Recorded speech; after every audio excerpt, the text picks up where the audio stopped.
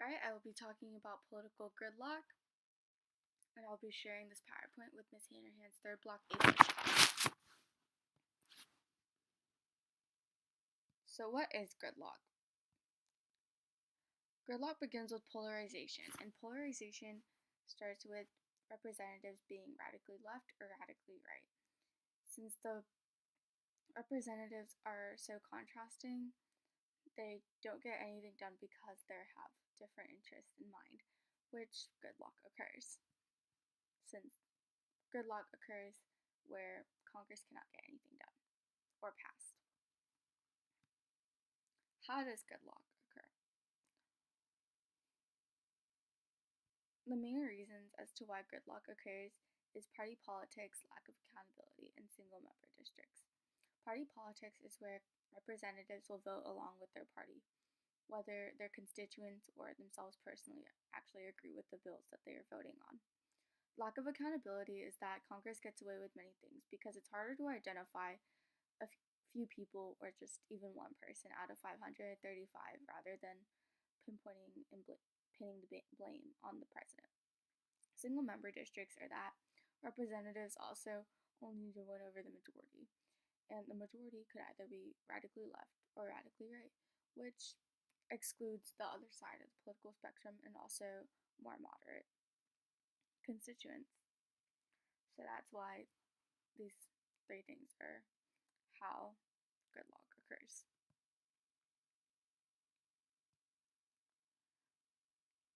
The US is behind in democracy and the repercussions of gridlock.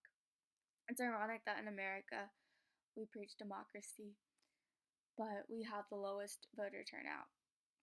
In the generals, only 50% of registered voters turn out. And then in midterms, where we elect 1/3 of the Senate and the entirety of the House, only 30 to 40% go to vote. And then in the primaries, only 20 to 30% go to narrow down candidates for larger elections. So we're not having a lot of participation here when you're only having under 50% vote. And also in special elections, only 10% actually go out to vote. And then a repercussion of gridlock is that the government can shut down. For example, what happened within the Clinton administration.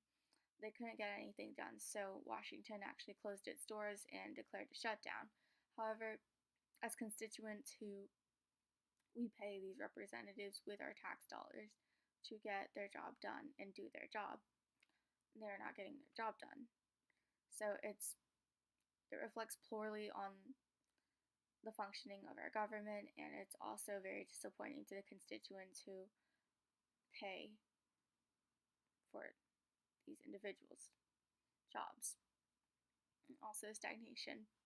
It's where there is no change since the same officials keep on getting elected into office and passing and voting for the opposites of what their constituents would like them to vote.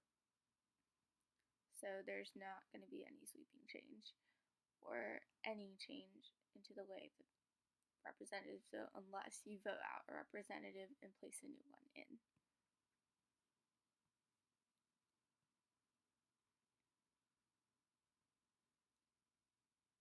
The graph representative shows voter turnouts for other developed nations with democracies. And from the looks of it, Belgium is doing great. However, if you look towards the very bottom, towards the last 10 countries, the United States will be among them, which is really ironic that we have such low voter turnout, but we preach democracy so much. The reasons why as to we are behind. The voting requirements are vague and vary in general. Different states have different laws and have different dates and have very just different requirements. So it can get confusing for voters. And then voter suppression. Although we've come a long way from literacy tests and grandfather clauses, there are ID laws that do exclude certain people from voting. and also looking at the bigger picture and not just participation, just the system itself. Campaign finance has become a huge issue into contributing to corruption. Campaign finance is at an astronomical high as to where businesses and individuals can fund campaigns of representatives, and obviously these representatives will feel like they owe these businesses and individuals much more than their actual constituents. And also the incumbent advantage, the same people getting elected into office, which will obviously not spark any change. However, incumbents do have an advantage in name recognition and the fact that they have experience and more donors are willing to give money to help them in their campaign. So they obviously will have a higher chance of winning elections.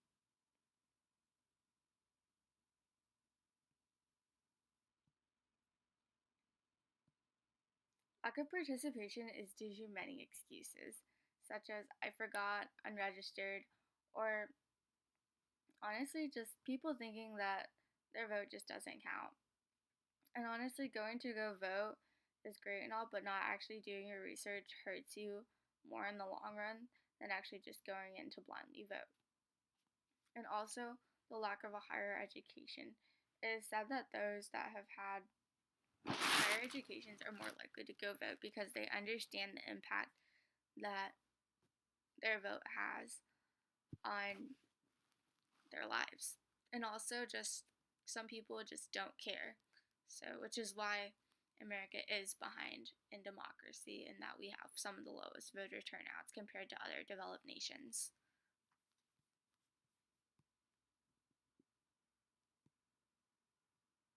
And solutions as to how to fix or increase political participation,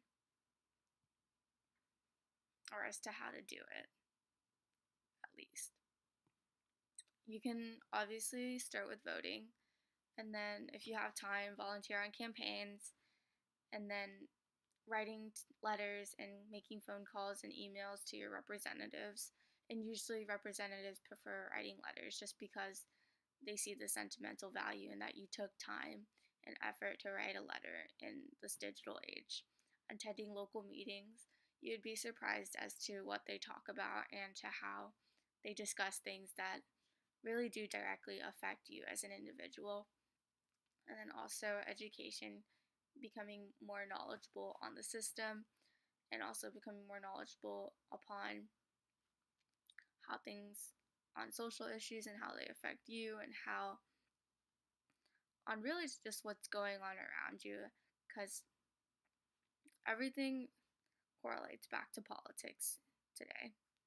And also understanding the process as to how it works to go vote and to register and such.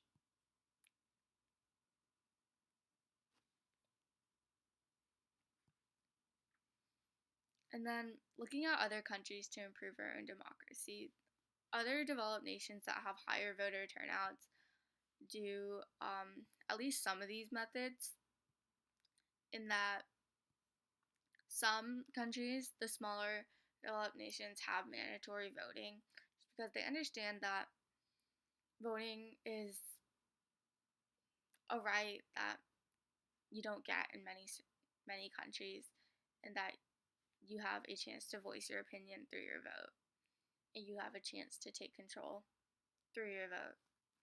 So mandatory voting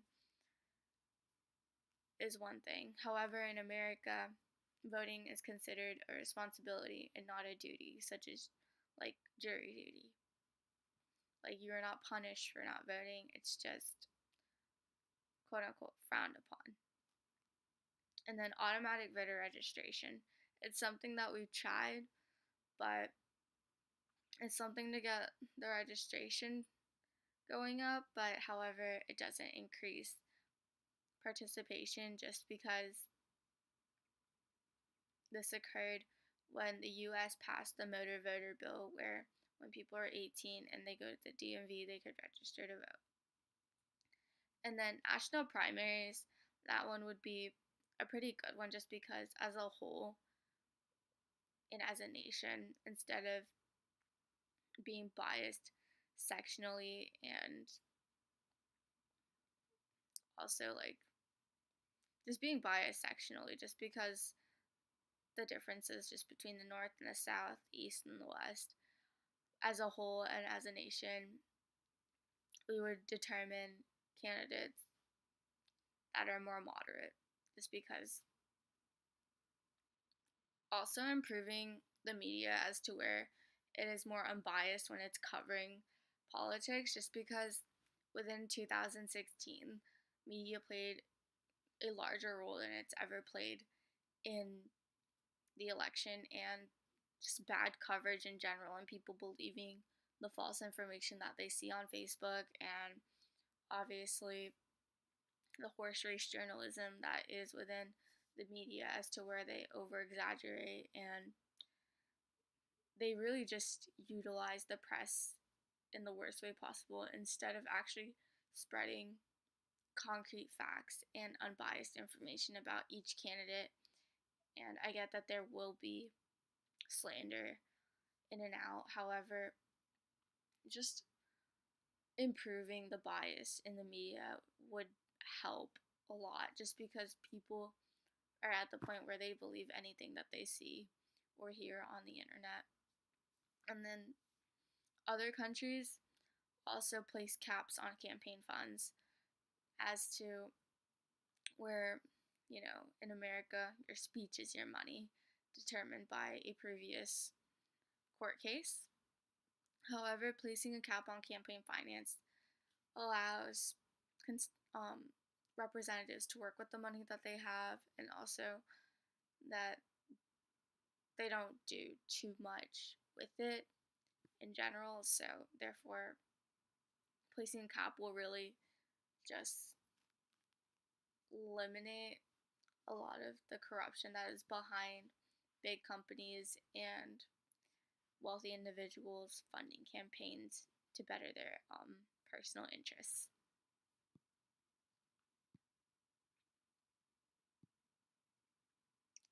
And then after this, I had questions for the APUSH kids, and that they answered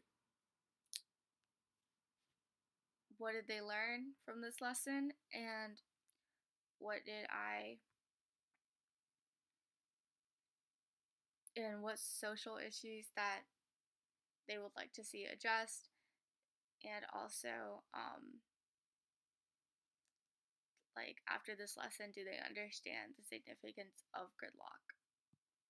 And that's it.